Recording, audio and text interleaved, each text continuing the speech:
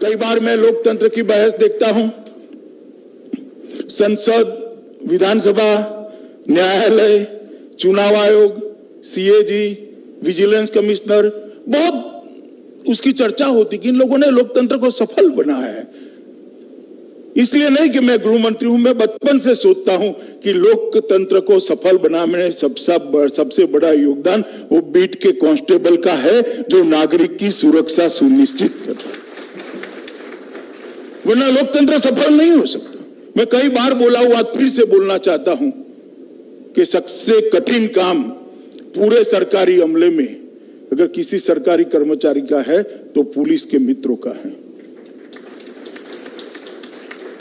मैंने कई बार दीपावली की रात को जब बाहर निकलते हैं, कांस्टेबल ट्रैफिक की व्यवस्था करते हैं, मेरे मन में छोटा सा सवाल आता है, इसके लिए दीपावली नहीं है क्या? कोई बहन राखी बांधने के लिए जाती है और अपने भाई को राखी बांधकर सुरक्षित वापस आती है और वहां पर कोई कांस्टेबल को व्यवस्था करते हुए देखते हैं, तो बहन के मन में सवाल क्यों नहीं आता कि इसकी बहन राखी नहीं बांधना चाहती क्या?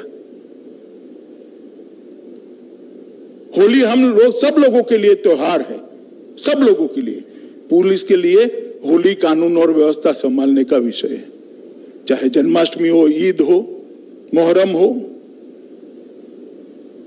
हर जगह पे इतनी कठिन कामगिरी शायद ही कोई सरकारी कर्मचारी की, अधिकारी की होगी। ना काम के घंटे तय होते हैं, ना काम में सुनिश्चितता होती है।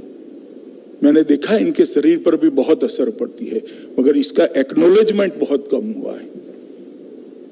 बहुत समय के बाद जब कोरोना का कालखंड आया, मैंने देश के छोटे से बच्चे से लेकर देश के प्रधानमंत्री जी को पुलिस बल की सेवाओं को कोरोना कालखंड में पुरस्कृत करते हुए, शब्दों से नवाजते हुए देखा।